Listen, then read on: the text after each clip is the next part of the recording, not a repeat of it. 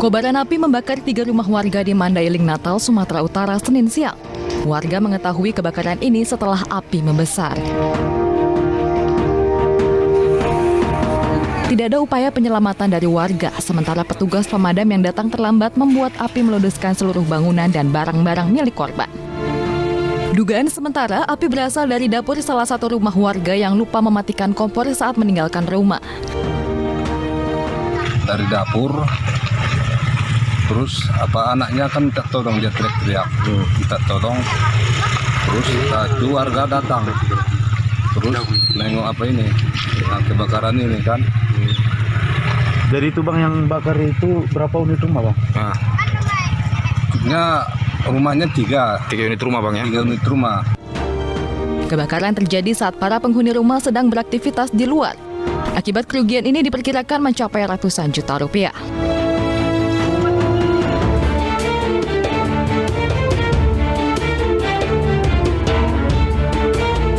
Pecinta anjing Animal Hope Shelter bersama kepolisian sektor Laka Santri melakukan penggerebekan rumah jagal anjing di Kampung Pesapen, Kecamatan Laka Santri, Surabaya pada Minggu dini hari. Dari penggerebekan ditemukan 4 ekor anjing dalam kondisi disekap dalam karung dengan mulut terikat. Sejumlah anjing langsung diamankan di shelter anjing di kawasan Ketintang, Surabaya untuk mendapatkan perawatan. Ya, di mana dia sudah melakukan operasi penjagaan ini berpuluh-puluh tahun tanpa tersentuh hukum. Sementara pemilik rumah jagal anjing berinisial MRS dan SP langsung dilaporkan ke SPKT Polrestabes Surabaya pada Minggu siang. Pihak kepolisian akan mendalami laporan dari aktivitas pecinta anjing tersebut. Kemudian kami tindak lanjuti kembali untuk melakukan pemeriksaan terhadap yang bersangkutan atau pemilik rumah untuk jagal. Kami tetap mendalami apakah di sana digunakan untuk melakukan jagal anjing. Aktivis pecinta anjing berharap sanksi hukum terhadap perbuatan pelaku tidak hanya digolongkan sebagai tindak pidana ringan, akan tetapi harus mendapat sanksi yang lebih berat yang setimpal dengan perbuatannya.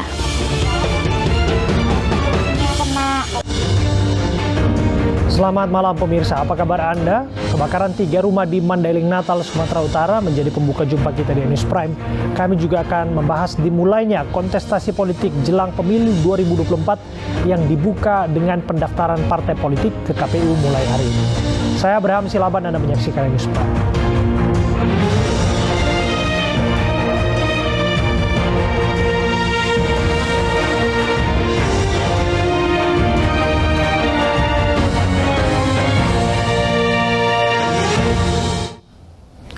Kebakaran melanda sejumlah permukiman warga di Jakarta dan Tangerang, Banten. Tidak ada korban jiwa, namun kebakaran menimbulkan kerugian material.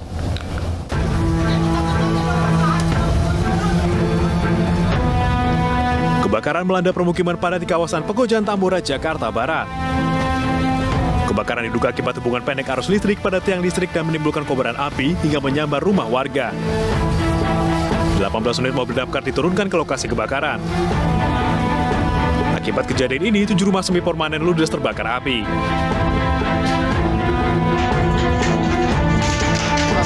Kebakaran juga terjadi di Kelurahan Pondok Pucung, Karangtengah, Kota Tangerang, Banten. 9 kontrakan dan 1 sepeda motor ludes terbakar. Petugas dan warga berjibaku memadamkan api. Bahkan atap kontrakan terpaksa dijebol untuk memudahkan proses pemadaman. Api diduga pertama kali muncul dari rumah kontrakan yang kosong. Tidak ada korban jiwa dalam peristiwa ini, namun kerugian ditaksir mencapai puluhan juta rupiah.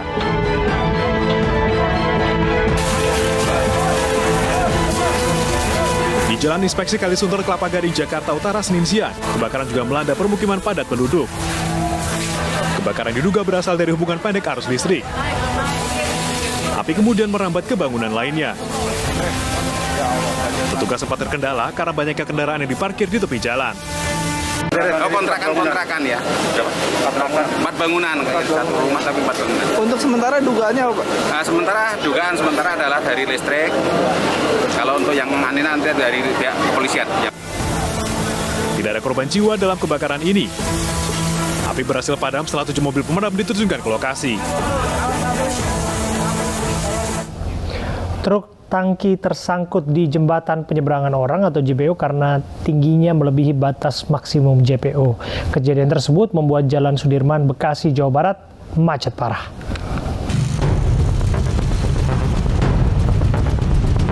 Truk tangki bermuatan besi tersangkut di kolong jembatan penyeberangan orang atau JPO di Jalan Jenderal Sudirman, Kota Bekasi, Jawa Barat karena tinggi truk melebihi batas tinggi JPO. Akibatnya Jalan Jenderal Sudirman Bekasi macet total. Petugas pun merekayasa lalu lintas dengan memberlakukan sistem kontraflow dan one way guna mengurangi kemacetan. Lagi proses evakuasi, ya mudah-mudahan 2 jam atau 3 jam selesai. Turunin alat berat ya sementara? Sementara dia nurunin dok aja, nurunin dok. Sok ya? Biar lebih rendah ya Pak? Iya, lebih rendah. Sopir truk mencoba menurunkan as roda agar lebih rendah dari JPO. Setelah 7 jam tersangkut, truk akhirnya bisa kembali melintas setelah as roda diturunkan secara manual. Pemirsa, konsentrasi dalam berkendara menjadi syarat mutlak bagi seorang pengemudi. Jika merasa mengantuk, segeralah beristirahat agar tidak mencelakakan orang lain atau diri sendiri.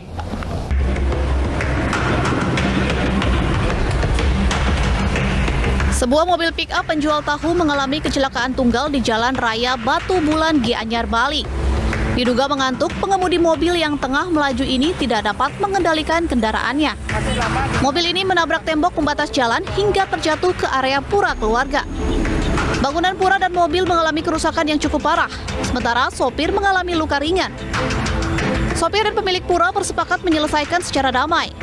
Dia mengaku kecapean dan mengantuk sehingga menabrak pagar tembok rumah, menimpa pelingis. Sementara di Tuban, Jawa Timur, mobil dinas polisi terjebak di sawah setelah ditabrak truk dari belakang. Peristiwa ini bermula saat anggota kepolisian tengah menangani kecelakaan lalu lintas. Usai mengangkut barang bukti, mobil dinas yang masih berada di tepi jalan tiba-tiba ditabrak oleh truk tronton. Kerasnya benturan menyebabkan mobil terpental belasan meter hingga terjun ke sawah. Sopir truk mengaku berkendara dalam keadaan mengantuk. Tidak ada korban jiwa dalam peristiwa ini. Mobil polisi langsung dievakuasi menggunakan mobil derek. Sedangkan sopir truk beserta kendaraan dibawa ke kantor polisi untuk menjalani pemeriksaan.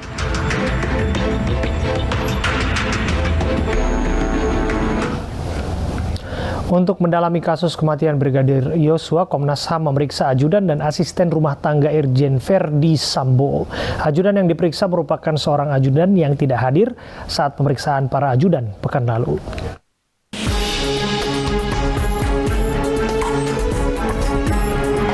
Ajudan dan asisten rumah tangga Kadif Propam nonaktif Irjen Verdi Sambo mendatangi Komnas HAM untuk menjalani pemeriksaan. Ajudan yang hadir merupakan seorang ajudan dan pekan lalu tidak hadir dalam pemeriksaan. Mereka dikawal ketat oleh personil polisi. Setiba di Komnas HAM, mereka langsung naik ke lantai 2 untuk menjalani pemeriksaan. Kehadiran ajudan dan ART Verdi Sambo untuk memberikan keterangan terkait apa yang terjadi saat peristiwa baku tembak di rumah Verdi Sambo. Yang pertama adalah ADC dari Irjen Verdi Sambo. Yang kedua kemudian asisten rumah tangga dari Pak Verdi Sambo dan Bu Putri. Terus satunya itu nggak datang, yaitu petugas kesehatan yang pada hari Jumat melakukan tes PCR. Meski petugas yang melakukan PCR belum hadir dalam pemeriksaan, Komnas HAM sudah mendapatkan hasil tes PCR semua orang yang dilaksanakan di rumah pribadi Verdi Sambo. Komnas HAM juga memperoleh dokumen yang dapat melengkapi keterangan yang sudah didapat, sehingga dapat melengkapi rangkaian peristiwa. Dalam pekan ini, Komnas HAM juga akan mendalami terkait uji balistik. Tim khusus Polri kembali menggelar uji balistik di rumah Irjen Verdi Sambo. Uji balistik tersebut akan digunakan sebagai pelengkap penyelidikan dalam kasus baku tembak yang menewaskan Brigadir Yosua Huta Barat.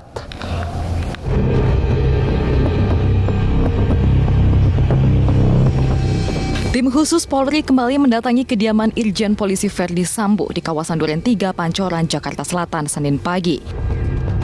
Tim khusus Polri tiba di kediaman Irjen Verdi Sambo sekitar pukul 11 waktu Indonesia Barat untuk kembali menggelar uji balistik sebagai pelengkap penyelidikan dalam kasus baku tembak yang menewaskan Brigadir Yosua Huta Barat. Hasil uji balistik diperlukan untuk mengetahui jenis dan kaliber peluru serta senjata yang digunakan. Kadif Humas Polri, Irjen Pol Dedi Prasetyo langsung mengumumkan hasil uji balistik tersebut. Pendalaman yang dilakukan di TKP pada hari ini, yaitu untuk mengetahui yang pertama adalah sudut tembakan, yang kedua jarak tembakan, kemudian yang ketiga adalah sebaran pengenaan. Ya, ini didalami terus oleh Lafor, kemudian juga tadi hadir dari Inavis, kemudian hadir juga dari kedokteran forensik dan penyidik. Irjen Dedi Prasetyo juga meminta publik bersabar agar pembuktian secara ilmiah bisa disampaikan secara komprehensif.